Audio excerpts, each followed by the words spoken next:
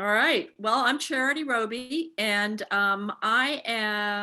was asked, the library asked me to organize a panel on oysters. And so I'm really fortunate to have three local oyster farmers here with us. All of them farm within sight. You could literally see their farms from Shelter Island, and Ben actually lives on Shelter Island. So it's a great group. They're also I'm very happy because they represent different ways of oyster farming. And one of the things that I hope everybody comes away with from this session is a better appreciation of how much diversity, how much difference there is in the ways that people farm, and how that shows up in the end product. It's true that they're all farming in the waters around Shelter Island, but they're different waters, and they're different ways of managing their farms, and they're going to talk about some of that today. So I think it's going to be great. We'll start with Ben Gonzalez. Ben is farming in Southold Bay Oysters, with his partner Dave Daly. They actually live on Shelter Island, but their sort of center of operations is it's in, what is the name? It's in Southold, but is it, Ben? What is it? It's called. It is the Shellfisher Preserve, which Shellfish used to be Preserve. the old Shelter Island Oyster Company back in the That's days. right. Now Yeah. now it's owned by the Peconic Land Trust. Yeah. And Stefanie farms at the name of her farm is Little Ram. You can see it from Ram Islands, from the Ram Island Causeway. You can actually see it from the Menhaden Lane Beach as well. So when you see a boat out there working away, that's Stefanie. Stefanie, can you just describe a little bit about your location? And I want people to see your faces, and I'll switch to the map in a minute so they can see where you farm, but just say a little bit about where your operations are. Yeah, no problem. So my farm is 10 acres right in between Ram Island and Cornelius Point. So there's a road called Little Ram. If you take that right into the water, I'm right there, literally off of Hay Beach. So I have saved a lot of beach balls and floating flamingos, and saw children crying on the beach, and brought them back to land, and also fed a lot of paddle boarders as they go through. And so yeah, you can see me, you can see my buoys. It's very visible on a calm day. That's great. That's great. And we're also joined by Phil Mastrangelo, who farms at Oysterponds. He actually has two locations, and there's a nursery. Actually, Phil, I'll let you explain this, why you have two locations and what happens there. Hello, Charity. Thank you. Hi. Thank you for this. Hello, everybody. Yep, our nursery is in the Oysterponds Creek in Orient. We raise seed from 2 millimeter, and then we raise them in the creek until they're about 2 inches, and then we bring them out to the bay. And right now we are using the Pipes Cove to raise our oysters to market size. And that's about it. Yeah. All right. Very good. All right. Well, we're going to circle back to you guys. I'm now going to share screen because I am going to start some slides. Let's see if I can do this without. Yeah. Okay. All right. I can see those, and I'm hoping you can see them too. So this is actually a map that Stefanie put together for us. And, unfortunately, I think that our faces are blocking some of the some of what you need to see, but this is the location of their farm. So you can see Shelter Island is in the middle there, and at the top is the logo for Oysterponds, Phil's farm, and you can see the lines pointing to Pipes Cove and then to their nursery in the Oysterponds area. And then Ben's farm is pointed out there in Southold Bay. And Stefanie, I can see where your farm is pointing to, but I can't actually see your logo, unfortunately. So I will. I can see it. I think we all can see it. It might just be you. because Okay, you have so maybe much- I'm the only one who can't see it. Good. Mhm. All I right. can see it. Yeah. All right. So I want to just talk a little bit about, really quickly about the history of oysters in our area, because I think one of the popular misconceptions is that oysters out here are wild. You know, we still have wild sets of oysters, and you know, that's actually not true. Oysters have actually been farmed in this area for hundreds of years. This is a map from 1914, and it shows the area around Shelter Island. It shows it's a map of the oyster leases that were in place in 1914. It also shows some natural beds. So I just think it's really interesting because it makes the point that, you know, even over 100 years ago, there, you know, before there were essentially no commercial wild oysters, there were tons of cultivated oysters. This is not a new phenomenon. People have been growing oysters, you know, for much longer than that. This, Cherry, what's that? I just want to say they weren't oyster leases then. They were oyster grants granted by the state. And the oyster lease program started in 2010. It was probably initiated back in 2000, but it took until 2010 to get the lease program going. But those were oyster grants back then. Thank you. And some of those still exist, I believe. Is that right? Yes. Well, they've been parceled off and sold piecemeal and sold whole, and but the grants still exist. Grants, you actually own the land under the bay, and you pay taxes on it, and they were oyster grants, so you can only grow oysters on those grants. You couldn't grow clams or anything else unless you get a special lease overlay from the county to grow any other shellfish. Thank you. Thanks for clarifying that, Phil. That's an Sure. important point. So back in the day, this is what oysters looked like. They grew in reefs. They grew in clumps. They were kind of rangy. And actually, even today, if you buy a wild oyster, this is a wild oyster, it's going to have a lot of sort of gnarly edges, and it's not going to be that jewel-like oyster that you think of on the half shell. I actually have some other examples here. This is also a wild oyster. They grow in all kinds of different shapes, and they grow long and rangy. And what the oyster farmer does is to bring them to a state of an ideal state. And Phil and Stefanie and actually Ben in particular are going to talk about how they do this. This is an antique oyster plate. Back in the day, if you were fine dining, you would not serve your oysters on the half shell. You would serve them on one of these dainty, you'd shuck them and put them on one of these dainty oyster plates, because, goodness knows you don't want, this thing on your plate, So, but now now the oyster comes with its beautiful plate. And that's what they look like. And they are, they're works of art. They have, so some of the characteristics that farmers are looking for or looking to instill in their oysters are, they want a deep cup, a strong shell, and compact meat. They don't want a rangy oyster that you have to cut with a knife and fork. They want an oyster that's gonna be sitting in a nice amount of liquor, and it's going to be slurpable and won't gag you on the way down. All right, Ben, how do they do this? That's what I want to know. Yeah, thank you, Charity. Just a quick clarification. My oyster farm is in Southold Bay. The map had it a little bit off Southold Bay. So for the Shelter Islanders, if you go and stand at the Kissing Rock and look towards Fountain Landing in Southold, my farm is right around there.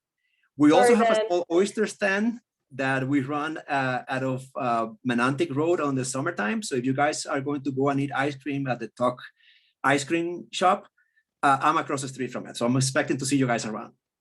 So we're talking about the perfect oyster. And the definition of a perfect oyster has changed in time. You saw the picture that Charity showed about the oysters in the 1800s. They were actually big chunks that they will bring to the processing farms, and that back then they would just chuck the oysters and can them. And most of the oysters will leave our region already canned to be served at restaurants and people's homes. The Shelter Island Oyster Company was one of those big producers. With time, the definition of that perfect oyster has changed. No one wants that big chunk of oysters in their plate. I think it will scare restaurants away. So the definition of the oyster has changed. People want to see the oyster shelf in the half shelf. So the presentation of the shelf is very important. Of course, we want an oyster that is briny, that is sweet, but at the same time that actually looks good on a plate. So who defines what a perfect oyster is? Well, nowadays, the chef of the restaurant will decide that. And for that, we actually need to know how actually oysters grow. As you guys know, an oyster is a shellfish that actually filters the water as they feed themselves. So an adult oyster can actually filter about 50 gallons of water every day in our bays. So if you look at the 3 farms that are on this call right now, these 3 farms are filtering billions of gallons of water around Shelter Island right now. So oysters are not only good for us to enjoy them, but also are fantastic for the environment. Oysters grow their shells because it's a way of protecting themselves from the environment and the elements. And they do it very differently than the other shellfish that we see on the bay. I added here a picture of a scallop and a picture of the clams. And wherever you go on the beach and wherever you go and see them, scallops and clams also filter the water as they eat, but they have symmetrical shells. Their shells will always look the same. The protection against predators is for scallops, they would actually swim around. And for clams, they would actually dig themselves on the mud. Oysters cannot swim, oysters cannot move. The protection from the predators and the environment is actually their shell. Oysters are very unique on the way they build their shells. They can decide where to concentrate the shell production around themselves. That's what you saw the oysters that Charity showed, they had different shapes. So the way they do this, if you see the oyster on the picture here, this oyster is already shocked and it's a beautiful oyster, it looks delicious. This oyster actually eats filtering water. If you look at your screen, the oyster will filter water from the right to the left. If you pay attention to the screen, you can actually see on the right section of the oyster's gill. And what they do is that the oyster will open up themselves a little bit, let water in, and then the gills will decide what nutrients are they going to actually eat and what nutrients they are not going to be using. So they will actually, in a very fast move, spoof out what they don't need. And that is the first filtering mechanism.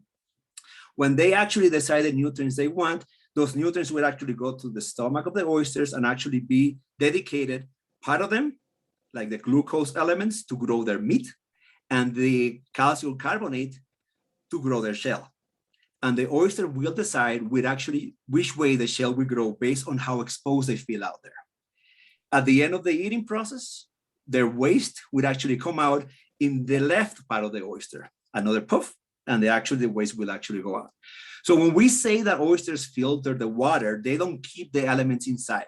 They actually just push it down outside, and the nitrogen just floats down to the bottom of the water column and then clears the entire water column for the ecosystem around them. So now that we know how they grow, the question is, how do they know which way are they going to be producing or concentrating the growth of the shell? And that is an element that happens about being aware of the ecosystem of where they are. Oysters want to grow oyster reefs. The more oysters, the more shell, the more protected they are. So if you go to the next slide, Charity. Sure. If you see these 2 oysters, the oyster on the left is an oyster that actually was just pulled out of the water. This is a picture of 2 oysters at my farm taken by Charity. The oyster on the left is an oyster that was just pulled out of the water. And if you can see the edges of that oyster, you see that there's a small little, very, very tiny piece of shell that is growing at the edge. And if you compare that to the oyster on the right doesn't have that. So what we've done here is actually do that natural element of the oysters that we call tumbling. When we tumble the oysters, just picture an oyster tumbling on the beach, on the sand with the waves, you know, and the edges break. And then the oysters get, you know, strong, and they realize, you know, okay, I'm protected in that area. I'm going to grow my shelf in a different area. And in this case, the oyster on the right, actually, you see that the edge have already been trimmed. So that oyster is going to grow a deeper cup and a stronger shell. And that is actually how we use the natural elements that on nature to create what it will be that perfect oysters with the perfect shapes that you will see on a plate. Now, there are multiple ways of doing this. Every farmer has a different way of doing this. How do you tumble an oyster? We cannot put all the oysters in the sand and let them tumble by themselves. That would be impossible. So oysters in the south of France, the farmers in the south of France would actually tie their oysters into ropes and hang them from the docks.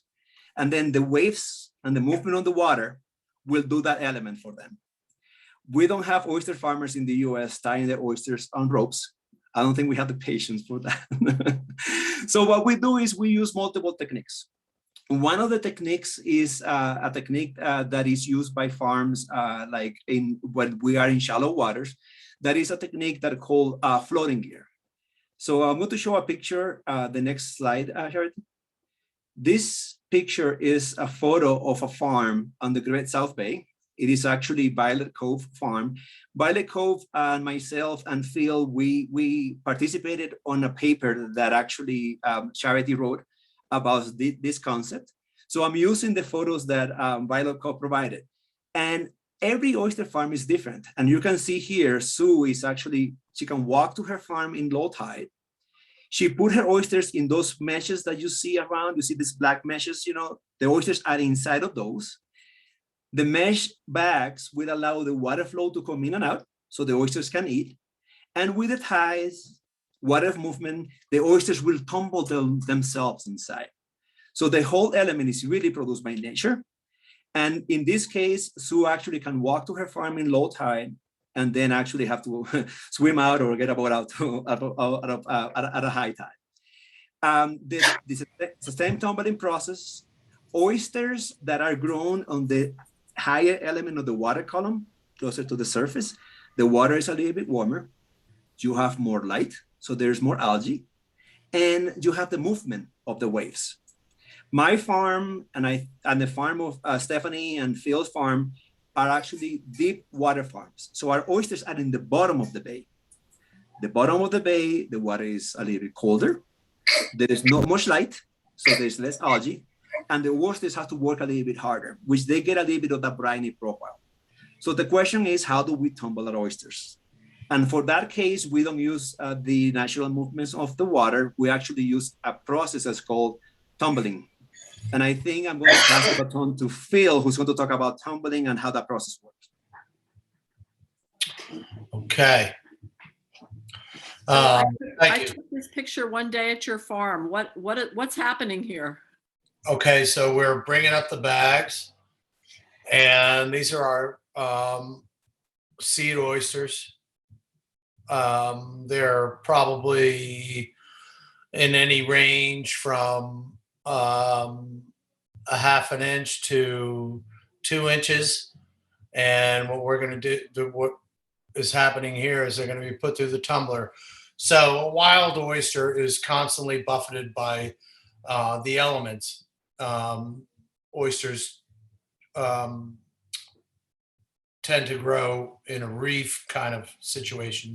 They all grow out of one another and in the wild, and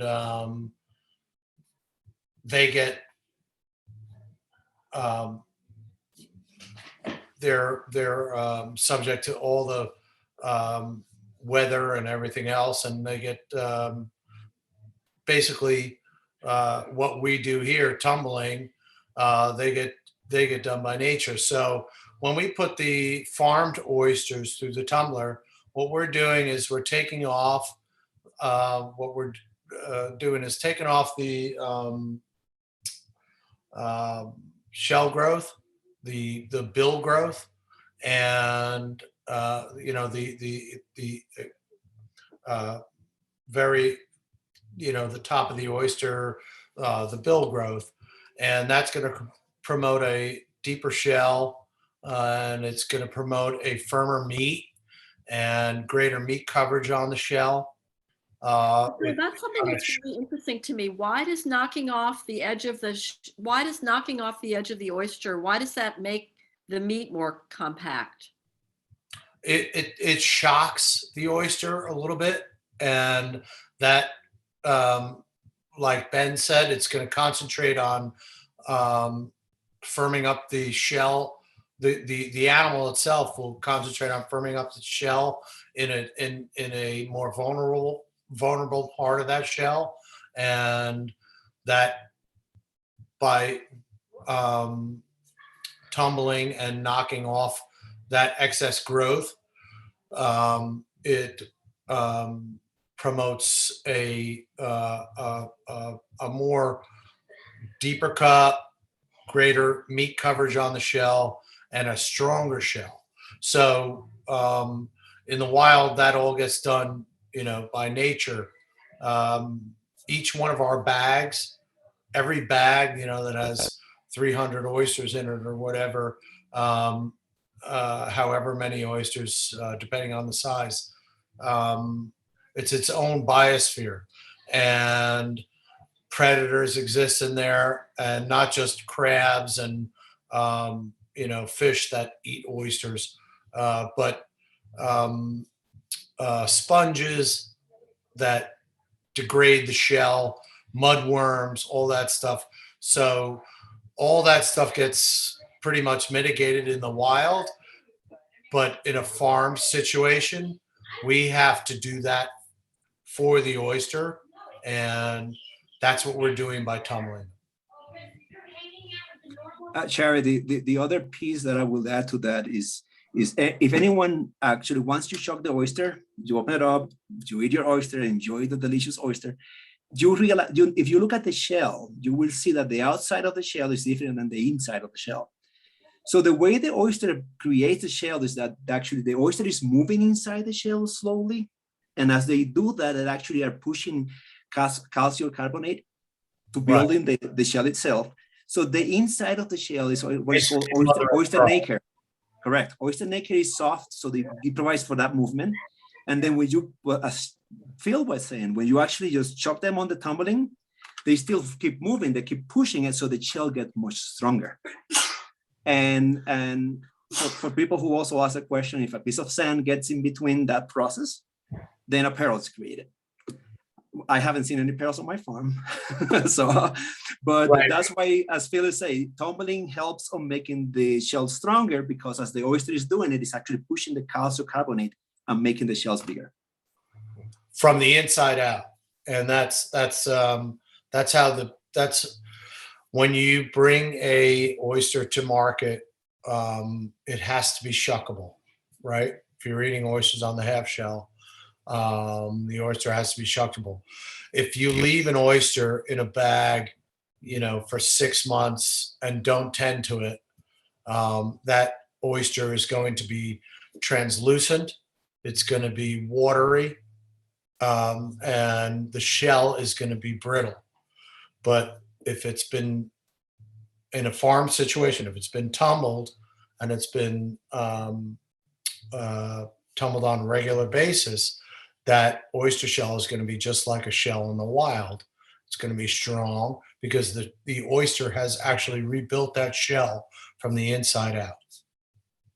Crazy animal, really crazy animal. So, and this is a process that happens more than once, right? In the life, I mean, your oysters, by the time they come to market, they're maybe a couple of years old, but they've been through this tumbling process. What? Well, we try to basically in our system, and I'm only speaking for the Oysterponds Shellfish Company, We generally sell oysters that are super fast growers, 15 months, and the longest it takes, the slowest growers, probably, we don't like to go 36 months, because in a farm situation, the predators eventually get most of the stock, as the time progresses. There's a farm situation is tough. Wild oysters, like I said, they're great. They're constantly, buffered by the elements and replenished naturally. But if we take an oyster to past 36 months, in a farm situation, a controlled situation, it's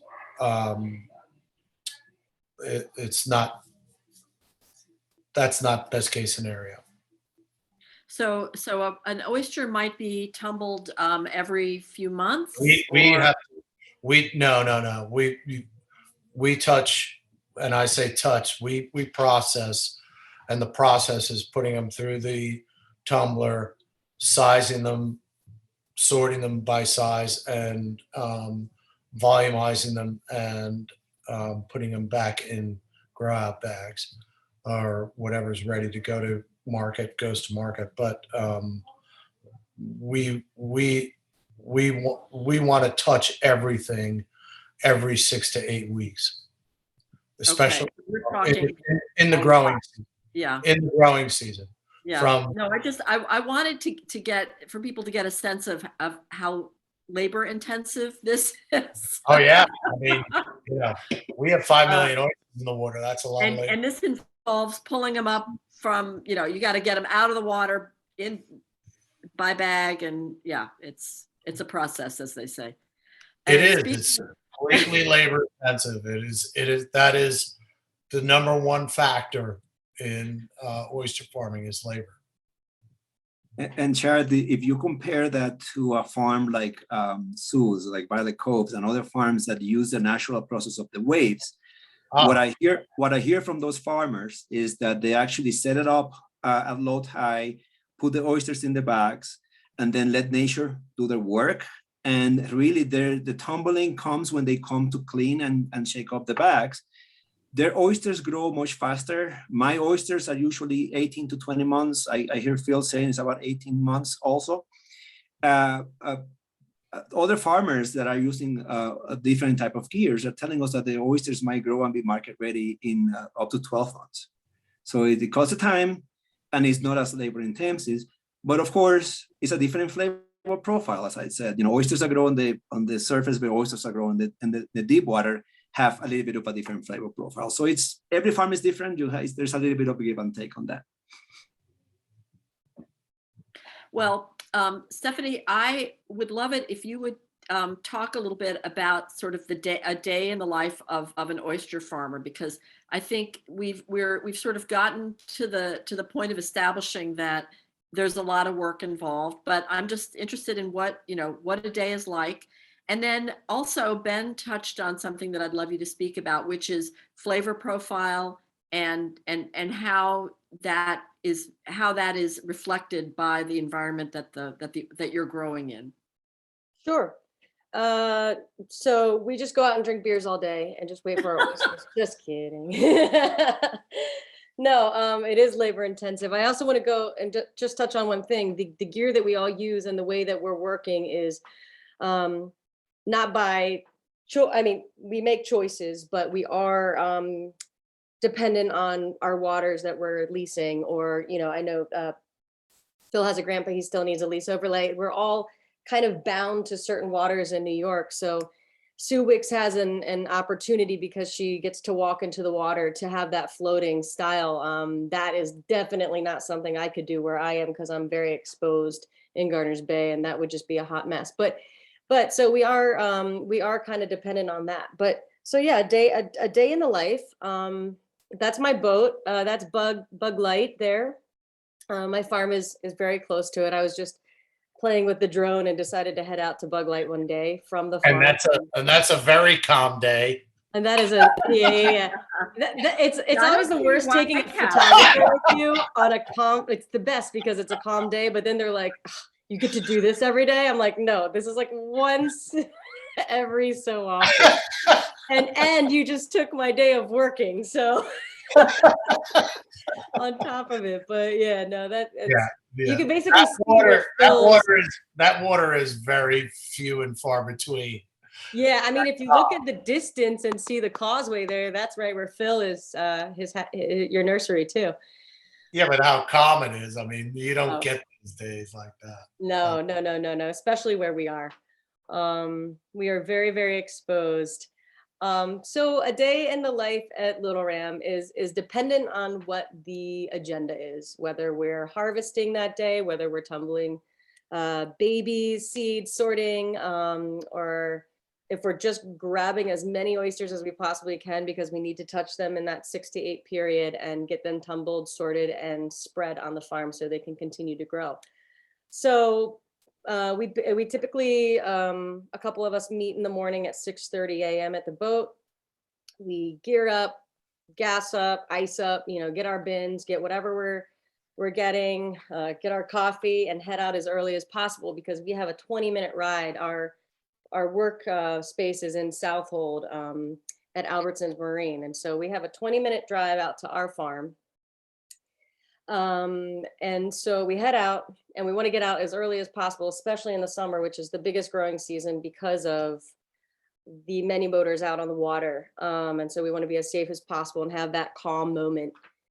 We get out early, we grab as much as we can. We grow in bags just like everybody else. So we pull up as many bags as we can, or if we're harvesting, we're dumping the bags, icing every single oyster down immediately, covering them, filling as many totes as we can. So harvesting would be totes. If we're working just oysters, we're just grabbing as many bags as the boat can stand. And then we head back. Yeah, there's our bags on the work. There's our little cages, which we have changed this year, which is fantastic. And then we will fill that boat up, which is tiny as you can see, and head back to our space in Southold. And that's the old style of how I used to pull it up. I am evolving into a better way of working so we can crank through more oysters moving forward. This is going from a 250,000 oyster company to 1 million this year, and then we're branching into 2 million next year. So we've had to change everything, an overhaul on the boat, an overhaul on land, and with our gear, of course, because those little cages couldn't hold much. But it did make me very strong in the process. So we pull up as much as we can. We head back to shore. Once we land our boat, we have a davit on land where we pull everything off the boat and onto land, onto carts that we pull into our space. And then in our space, we have a tumbler. We have basically all of the oysters go into this giant vat that goes up a conveyor belt through a tumbler. And the tumbler, as you saw, has sizes. So the first size in the tumbler is going to have the smallest holes, and then it graduates to a medium hole size, and then whatever comes out the end is going to be that third size. So there's a tumbler tube for larger oysters, that will go to market and be able to sort it along that way, and then there's a smaller one for seed. And so again, it depends on what you're doing and what size oyster you're working that day, but that allows you to then sort into buckets so that you can then put everything back out on the farm in those sizes. And so we'll run everything through the sorter, the tumbler, which washes the oysters. It gets off any, it knocks off predators, it knocks off just any, oyster drills, little crabs, sponge that may be starting. It will knock off barnacles that may be planting themselves on them, all these things that really, really harm an oyster shell and your growth production. And so once it gets out the end, it comes off a conveyor belt. We pick at the end the ones we want to keep, possibly to go to market, and the ones that we want to put back. Otherwise, everything is sorted back into clean bags, and put back on the farm, but usually it gets spread at that point as well, because it's during this growing season. So you're not just taking it and putting it back, you're taking it out and you're growing it, you're spreading it out so that they're not competing with food and stuff like that. So we put everything back in bags, we clip the bags, we put them back on the boat, we head back out on the boat and pick up all the cages we need to then put the oysters back on the farm to keep growing. If we're harvesting, everything is iced down from start to finish. The minute they come out of the water in the morning, ice is thrown on them immediately. They're shaded. Ice is kept on them throughout the tumbling process, throughout the entire process until they go into our walk-in cooler in our space.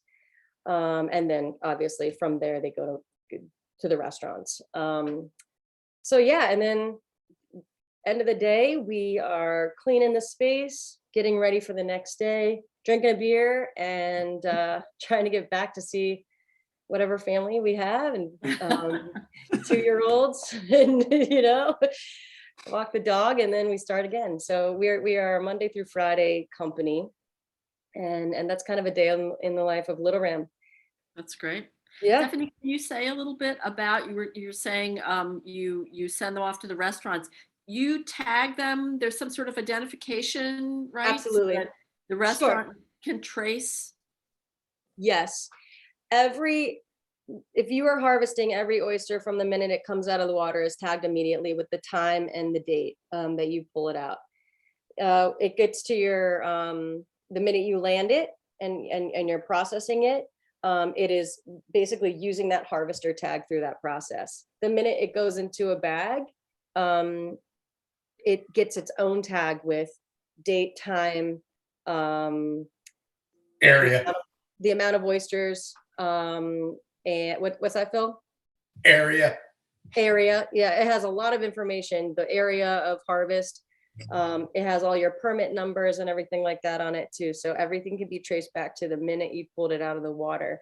And that needs to stay on that bag to the restaurant. The minute it's in the restaurant's hand, the chef's hand, whomever's hand it's in, they need to hold that tag for 90 days at their space. After 90 days, they can get rid of it, but that is basically the time frame of when someone might get sick. They would be able to go back to the farmer, trace everything back, and then go maybe test the waters, the oysters and stuff like that, and try and trace where it might come from. So yes, tagging is very, very important. I want to expand to that is that oyster farming is very regulated and controlled farming in New York State. So New York DEC comes around and tests the water quality tests around all the farms in the area. So the water where the oysters are growing is actually tested to make sure there's no bacteria and it's actually safe for the oysters. Once the oysters are harvested, as Stefanie said, they're actually put on ice right away. Ice will reduce the temperature of the oysters to prevent bacteria to grow around it. Then that tag that Stefanie mentioned stays in the restaurant's hand, in the chef's for 90 days. So if you go to any restaurants in the city or any restaurants around the United States, you can actually ask the chef, I want to see where the oysters come from. They will show you the tag and they know this oyster was harvested from the Southold Bay or the Peconics on this date by this farmer, and this was the temperature they had. No other food in the food chain actually had that traceability. Right. It's extremely safe. Yep. Thank you. Stefanie, I also wanted to see if you would talk a little bit about the flavor profile and one of the things that you hear. Actually, this may be a sort of an old belief, but Edward Ingersoll, who did a lot of work in the 19th century on the bays and the oysters, said the rule is the deeper the water, the better the oyster. What was he talking about? And is that even true? Personal preference.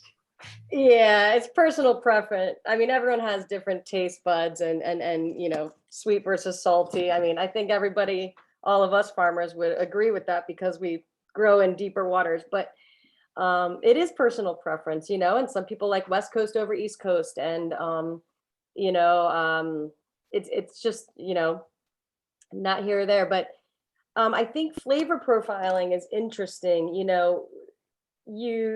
there's not really any other food that really captures the flavor of a place like an oyster does.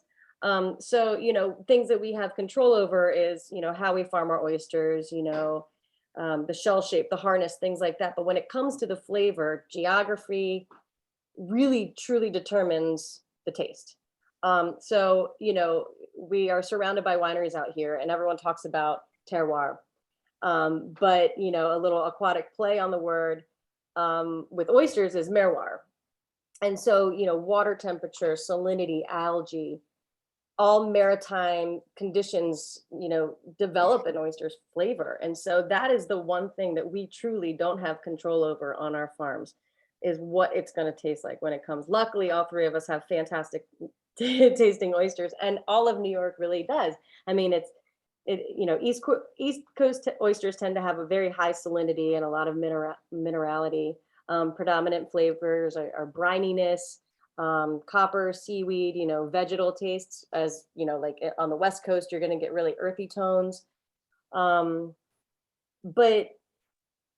the different, I think, you know, we were talking earlier this week, and Phil said something that that totally resonated with me, and that if you put all of our oysters side by side and put boom, boom, boom, one right in your mouth right away, you're gonna get the same experience off the bat. But the finish is going to be completely different on all three of our oysters. And you know, you see where we're located. We're not that far apart, but you could grow an oyster 100 yards away from me, and whatever's happening under those waters will determine the taste of your oyster, and it could be wildly different than mine. So I think, you know, it's interesting. Once you start really getting into oysters, this is how my wife Elizabeth and I got into it in the first place. We come from advertising and interior design, and we were in the city, and we got all the books from Rowan and just like started studying and going to oyster bars, and just would order every single oyster and read about them before we tasted them, and really try to get that idea of the different tastes and the nuances and stuff. And that's when we really just started truly appreciating the animal, and then understood the environmental benefits, and then that's when really we fell in love. But I would urge everybody to do some homework and take some notes. You know, there's a lot of great little books out there that you can take some oyster profiling notes and kind of go on a journey on your own, and go through the New York ones, then expand north, expand south, go to the West Coast, you know, see what you like, and see what, you know, you're drawn to, and have that experience, because it's quite a journey, and definitely something that we would all urge you to do. That's me again on the boat, having the life. I forget, did you have another one? Did you have one back at the port? No. Oh, that's right. You were going to talk a little bit about the oil. Speaking of different kinds of oysters. Different kinds of oysters. Here's a little plug on our New York Oyster of the Month Club. This is something that we just launched in January. We're hosting it. My farm is hosting it because we're really, as an industry, trying to link arms and grow together, and push our industry forward, so we all can grow more oysters, so people can really start understanding what we're doing out here, and support our industry, and truly put the New York oyster back on the map and make it premium, the premium oyster that it is, that people don't realize. So what we launched this year was this Oyster of the Month Club. It is it's a subscription. You can subscribe on our website, and every month we are providing you with 25 Little Ram oysters and 25 oysters of another farm in New York. January was Peconic Gold.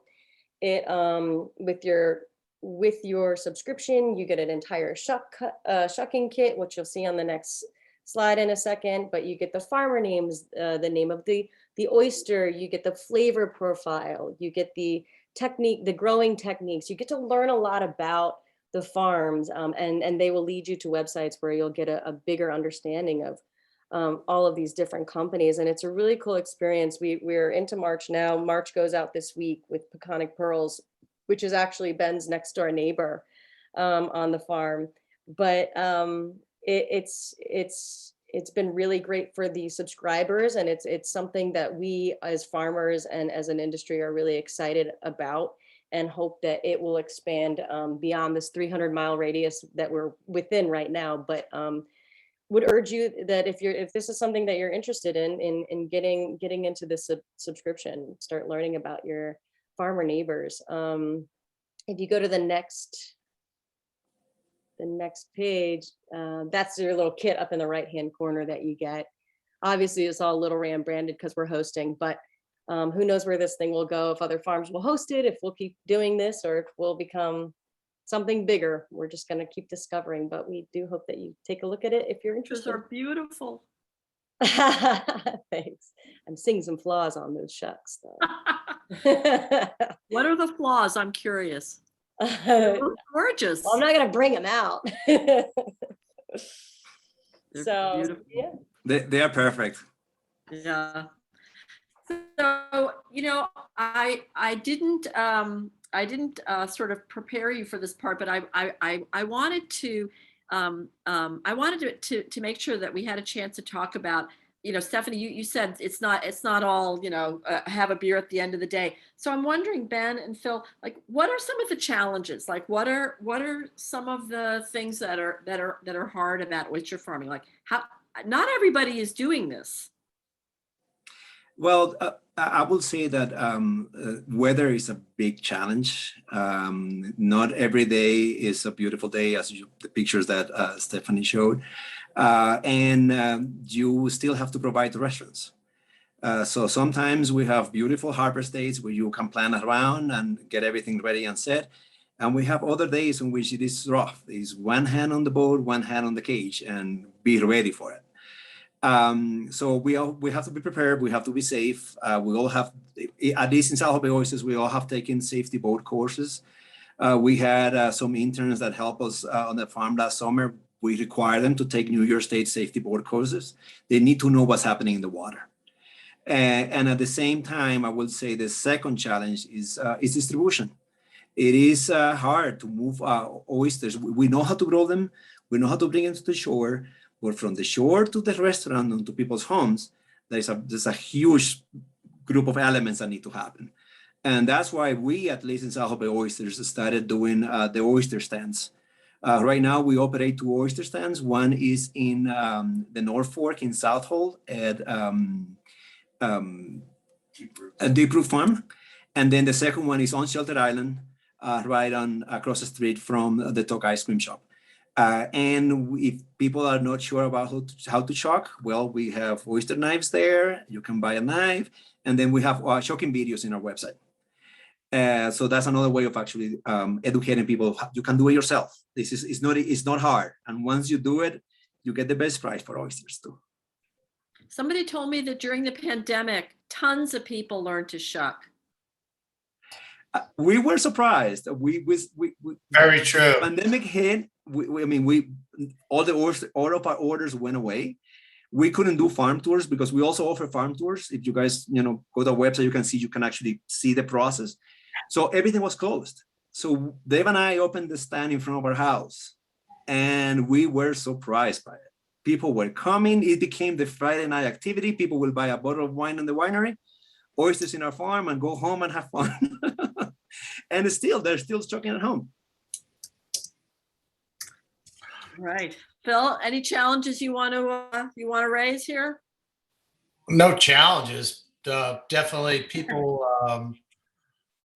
discovered, the new protein oysters through COVID. We saw,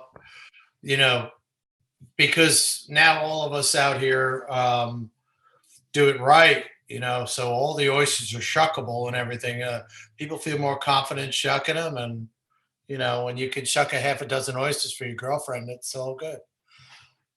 Yeah, I think that's that it's a definitely a good point. I can shuck an oyster that has been raised by one of you guys, but these wild guys, they defeat me every time.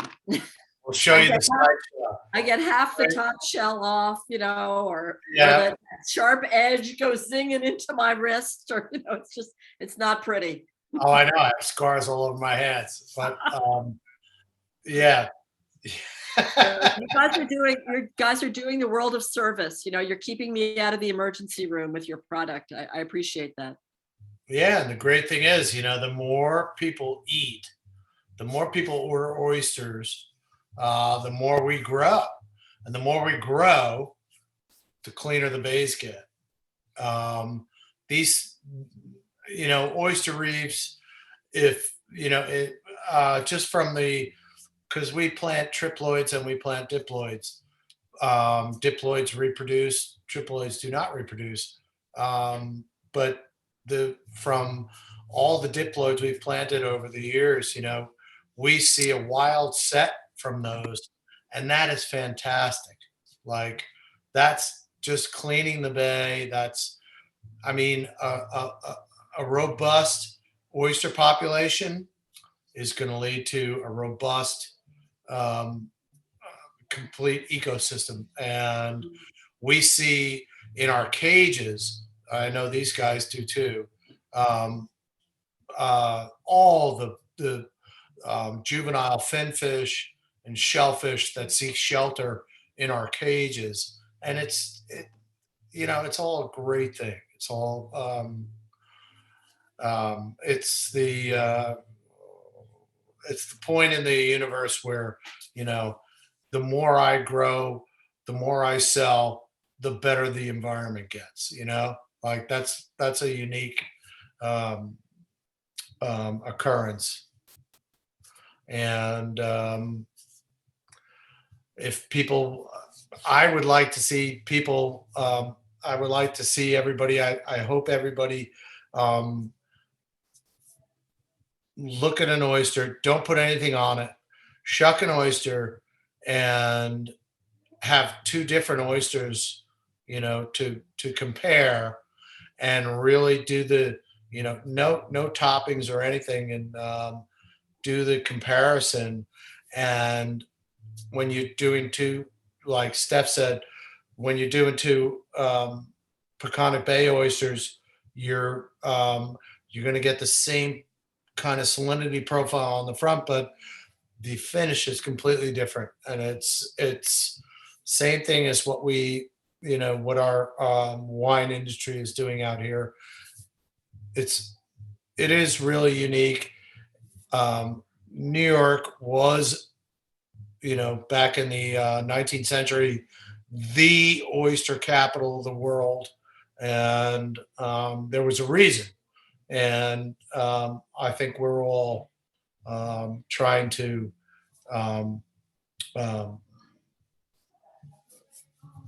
bring that reason back to everybody's attention. Yeah, that's great. Phil, I saw that we had a question about the seasonality of oysters. There was somebody asked about the old months with R thing, and someone else asked if you could. I got an answer for him. I got an answer. 65 days a year. So, all Yeah. right, I'm buckling my seatbelt. Let's have it. All right. So the months with an R was back before they had refrigeration and before they had something called the triploid oyster. The diploid oyster, the naturally occurring oyster, is going to reproduce when the water temperatures get into the mid 70s, like toward the upper 70s Fahrenheit. So an oyster, from the time it wakes up from hibernation to the time it till the water reaches that temperature, is thinking about nothing but spawning. And it's just, when you get an oyster in April or May that hasn't, or early June that hasn't spawned, like, they're beautiful, they're big and milky, and they're just a very robust oyster. But diploid, as soon as it spawns, will be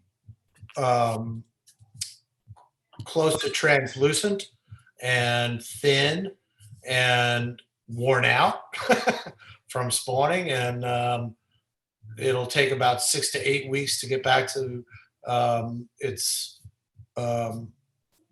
natural capacity.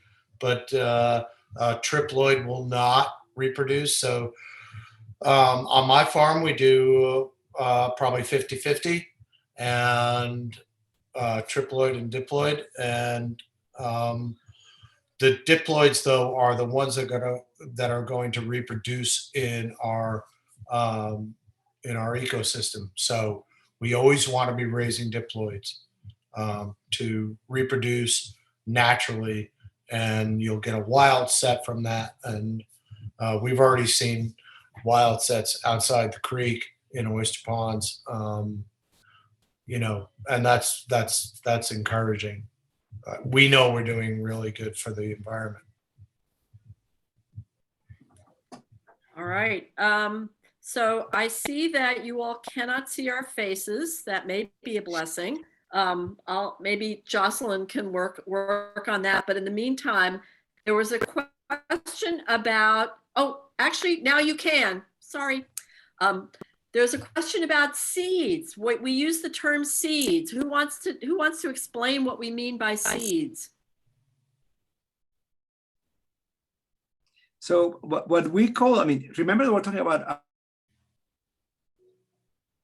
farming. So we use back in the day, oysters were caught on the wild. People would go and break down the oyster reefs and bring them back to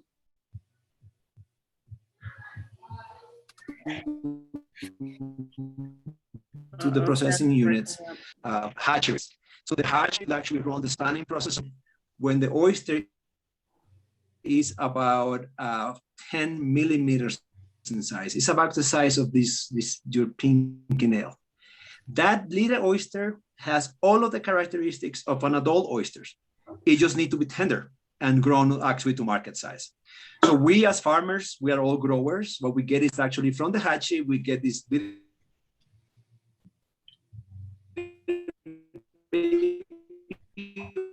Ben, you're breaking up a lot. Oh, Ben's breaking up. Ben's breaking up a lot. Yeah, you know what, Ben, we're gonna have to, we're having trouble hearing your answer. I can answer. I can finish what Ben was saying. Thank you. So oyster seed that we get is we take the seed and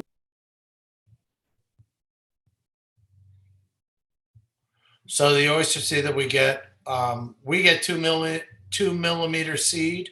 That's about the ballpoint on a ballpoint pen. And every farmer has the same species, right? All of you are They're all using. They're all Virginia. Bassett Virginia. All Virginia. These are all Atlantic coast. We're not allowed to plant Pacific oysters in the Atlantic. We are not allowed, as New York State residents, we're not allowed to import from the South, any state south of us.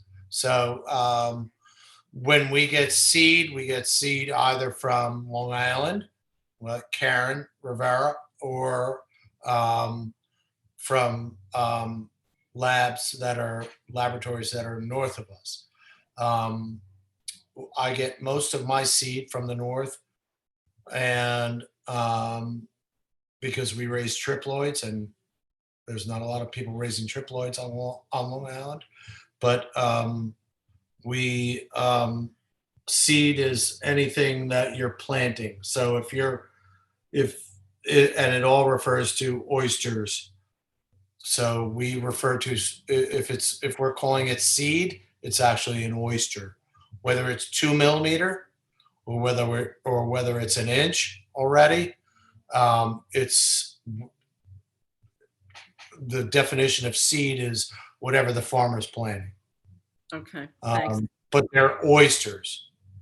They are oysters, and they are distinctly oysters. So an oyster spends, I think, a spawned oyster, a fertilized oyster egg spends up to 14 days in the water column before it, as it starts growing a shell, and it slowly sinks to the bottom and has a proboscis that attaches to substrate on the bottom and then grows from there. So as far as seed is concerned, seed is whatever somebody's planting, whether it's an inch or whether it's a millimeter. All right, great. But it is an I have oyster. a question about brown tide. Stefanie, do you not okay? Maybe Ben. The question was, to what extent has brown tide been an issue for oyster farms? I don't think recently it has been, right, Phil? Or am I? It has not been an issue probably in the last 10 years, I think. But it's always a possibility. It's always a risk. And I think what people are doing to mitigate runoff and stuff like that is probably helping. Because Right. we haven't. So oysters are part of the solution. Oysters are part of the solution, but when one of those blooms occurs, it sucks the oxygen out of the water, right? Because that's a plant that's growing in the water and it's taking all the oxygen. And if it settles, it'll smother the oysters. And that's what I think we always have to be wary of, but we really have no way to control it. I don't think. But the filtering that oysters do is improving the water quality and making the chance of a brown tide lower.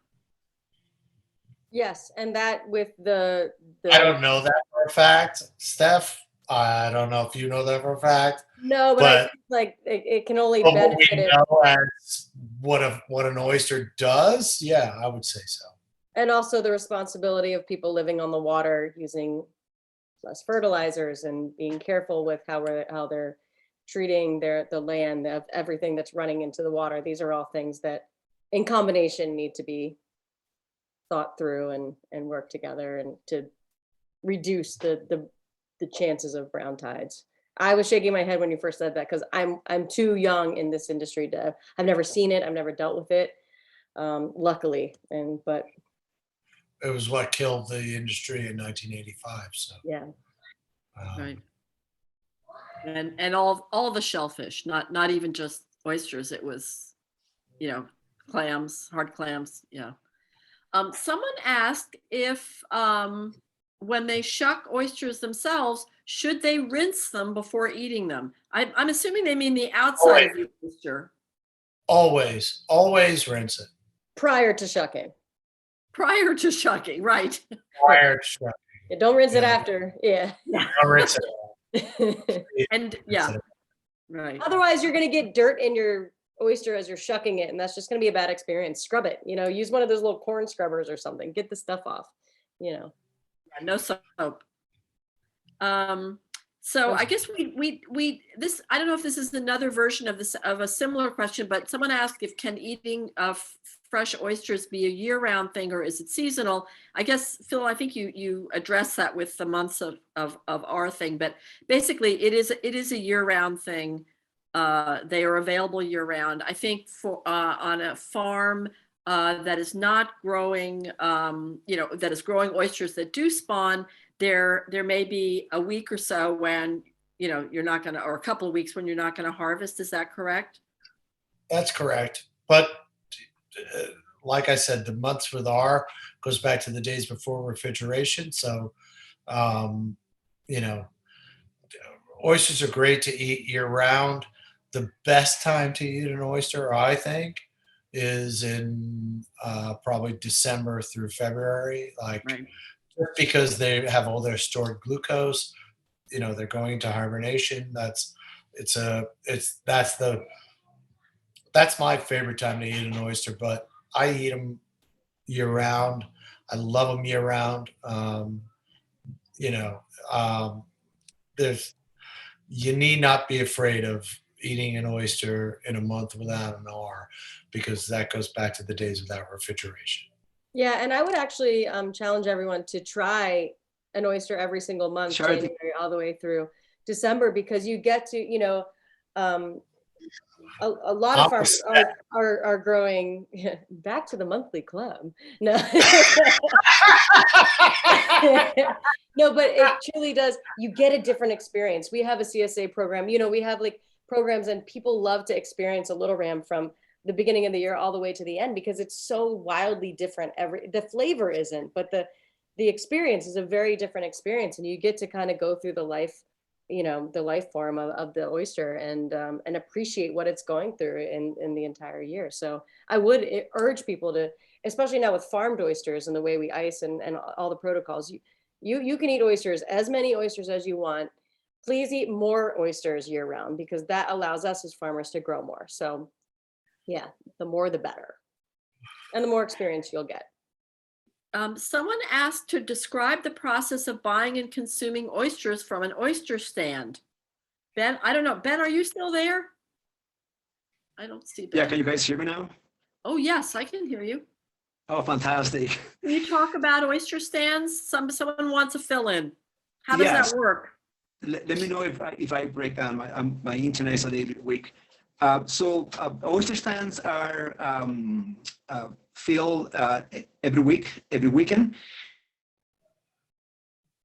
They're temperature controlled. So you will actually find the stand oysters by the half dozen or a baker's dozen. You actually can grab your bags already, and if you don't have an oyster knife at home, you can buy your oyster knife. Ben, And some describing stands what would you actually know. have some extra elements, like a little bit of a cocktail. So I can, Ben, you're kind of breaking in and out, so I can kind of chime in on this, because, you know, oyster stands, these are new as a couple years ago, and so it's something that sounds like a You robot. there? Yeah, I think the connection is not working. Then we're not hearing words. But basically what you'll do is you'll find an oyster stand, you'll go up to the stand, it's all self-serve. Go ahead. And Go so, ahead. and so what you'll do is you'll go up to it, it's self-serve, there's cash boxes, a lot of stands have Venmo. You'll grab your bag. I think Ben was saying how his stand is, you know, a half dozen or a baker's dozen. Some people, like our stand is a bag of 25 and a burlap bag. Everything is presented differently in every single stand. So you're going to have a cool, different experience depending on the farm and the farmer. Most of them have oyster knives. Some of them have like little extra things, like we give lemons with ours and stuff. But what you're going to want to do is bring ice, a cooler with you, so you can put them on ice immediately, because they'll be coming out of a cooled environment. And take them home, put them right in your refrigerator. There's a couple ways you can store them. You can, like, we have a burlap bag. You can literally take the burlap bag, put it in your refrigerator until you're ready to eat them, open them up, rinse them off, and put, you know, shuck them, put them on ice and eat them. If it's coming in another way and you know, you're worried about drippage or anything in your fridge, what you can do is take the oysters out, put them in a bowl, you know, put a damp towel over them to keep them moist. You never want them sitting in water. So if you find that they're really, really wet, you know, make sure there's no water in there.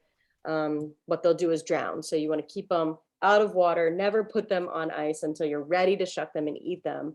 Just keep them in your refrigerator until you're ready, and not in the back because they'll freeze. Stefanie, this is kind of related to what you're talking about. Someone asked. Yes, to everything Stefanie said. I want to add one more thing to what Stefanie said, is that never eat a piece of shellfish that's dead. And a dead piece of shellfish is a piece of shellfish that's open. Don't ever eat a dead piece of shellfish. Well, unless it's a scallop. Oh, scallops are already shocked. No, I'm just saying they're open when they're alive. Oh, yes. Don't eat an open oyster. They do clamp down. Never ever eat a dead piece of shellfish. And an oyster or a clam that's open is dead. Don't eat it. And someone asked about rinsing. You never get that from any one of us. Someone asked about soaking oysters in salted water to get them to filter themselves prior to shucking. This is actually a French technique, not for oysters, for other shellfish. Well, we do that for clams. right? So Clams. we soak our Oh, we do clams that, in yeah. salt water, Soft-shell make it clams. real You do soft, too, put it in okay. the fridge so they purge. They purge, clean themselves. But you don't want to do that with an oyster. It's not going to work. It's just going to kill it. All right, very good. Okay, Yeah. Charity, I think I'm back. Oh, good. And I was saying, I agree with everything that Stefanie said about buying oysters on the stand. It was perfect. I could hear it. I was channeling you. Do you ever have to teach people how to open an oyster? Yes, and we do have shocking videos on our Oh, website. good. And if people actually come and join our farm tours, we end the tour with a shocking lesson. One of our purposes is actually to learn teach as many people as possible how to shock oysters. That's great. You know what? I see there's another question here. This might be, I don't know who this is for, maybe Phil. So this is a question about whether you can farm Bellon oysters. You know, in Maine, they do farm, they call them Bellons. I don't know if they are or not. Phil, you spoke to that you can't use other varieties from further south in our waters. Right. But what's the deal in Maine? They're growing Bellon oysters. So what's the deal? How does So that work? Bellons, I would have to look it up, but I don't know if Bellons are traditionally a gigot or a virginica. So the virginicas are what we raise on the Atlantic coast, and we are not allowed. They're not Virginicas. They're not virginicas, but No. I don't know. So West Coast is gigot. So that's we are not allowed to put any West Coast oyster in the East Coast for obvious reasons because of certain pathogens and stuff that exist in the Pacific that don't exist in the Atlantic, and we don't want to introduce them to the Right. Atlantic. So it may be that Maine, the rules are just different in Maine or in Mass. I think they I can don't grow think them in so. Massachusetts. That's why I don't. I know that they raise Bellons in Maine, but I'm not sure. Is it a Bellon that has been spawned in Yeah, no, the? it looks.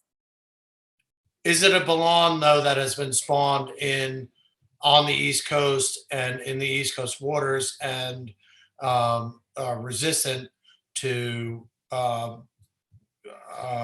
or immune? Doesn't have the pathogens that West Coast oyster might have. I have no idea. I don't know. Right, I have to right. look it up. Okay. But All that's right. the reason I'll have to behind. dig into this. I'll find out more Yeah, about that's this. the reason behind it is that Question. you want to. We're not raising West Coast oysters here because there are different pathogens in the Pacific than there are in the Atlantic, and we don't want to import them into the Atlantic. All right.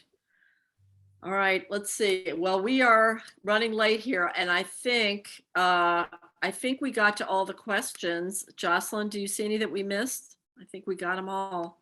Frisky question askers. Jocelyn, you're mute.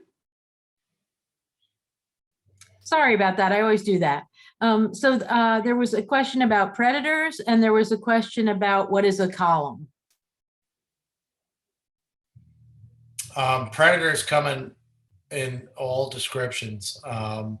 There's boring sponge that when your oysters, that's one of the things that tumbling, in a farm situation greatly mitigates.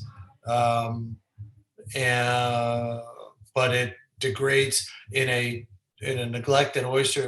It'll degrade the shell. Not just in a neglected oyster either. If it's that prevalent in whatever water column you're working, and it comes from other oysters, so it's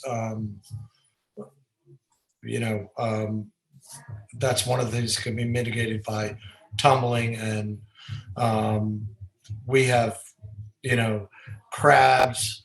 Some of the greatest predators are these. Some sort of crab that supposedly came here on the hull of a ship in 1992. So, and drills, which are these conical snails that have a a diamond drill proboscis that puts this perfect hole into the shell, and then you just kill the oyster. Yeah, in the wild, a lot of those things get done away with by the elements. In farming, you have to constantly tumble your stock and sort it and to mitigate those predators. So I did see that there was a question about vertical farming having to do, I guess, with kelp. Are any of you all thinking about kelp on your farm? I mean, I think we're all thinking about it. I mean, I don't know if anyone has taken steps towards, you know, trying it out this past winter or not, but Phil, Ben, A few of our Lyoga members have yeah. integrated their farms with kelp. Right So now in New York State, we can't sell kelp for anything but fertilizer. Connecticut, Maine, Massachusetts are all able to sell kelp for food. Kelp is food quality kelp. So, I mean, there's obviously different hoops to jump through, but the money side of that is in the food production. The fertilizer production is the lower end of the scale, but it's still, you know, for an oyster farmer, you know, if you're 60 or whatever, 50 or 30% dormant in the winter months, to have a kelp crop would really help you to meet your bottom line. You know, So Phil, that's something that you're considering doing? we're considering it. You know, we're meeting with our town officials actually at this time, and trying to, because it's a winter crop, it goes from late November, early December to mid-May, you know, so it's out before people are out on the boats and stuff like that. So to start kelp growing in some of the town waters would be beneficial to the town, beneficial to the ecology. Obviously, your kelp is a huge carbon sponge and also a nitrates sponge. So that's what the kelp lives off of. So we'd be taking that out of the water, and actually, you know, it's like I said, fertilizer is at the low end of the scale as far as a money crop, and food is at the top end of the scale for kelp. And in New York State right now, there's no cultivation for food, but there is cultivation, newly legislated, I believe, cultivation for fertilizer. So that would be a great thing, you know, if the town would, and the town seems to be positive about it. So that's a step in the right direction. All right. Jocelyn, did you want us to try to tackle the water column question?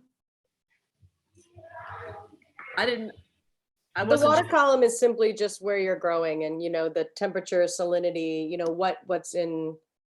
It's Right. just. Oh, you know, I guess the question was actually, what is an oyster column? I think we meant water column, right? Yes. Water column is the water from the bottom to the top. Yeah. Yeah. So we lease Environment in where you grow. the Suffolk County lease program. We lease the bottom. We don't lease the water column. this was incredibly informative, everyone. I learned so much, and there are a lot of compliments in the chat that you can't see, but it's just been really interesting to do this. Thank you all Yeah, so thank you, much. Ben and Stephanie and Phil, this was really great. Really great. Thank you so much for letting us see what you do. Thanks for having us. Right on. Go out and buy Thank- oysters now, everybody. We all need That's to eat right. more oysters. The more you eat, the cleaner the bays get. Yes, absolutely. Thank you all, and good night. Thanks to everyone who came too. And good night and thanks. Bye. Bye, Josh.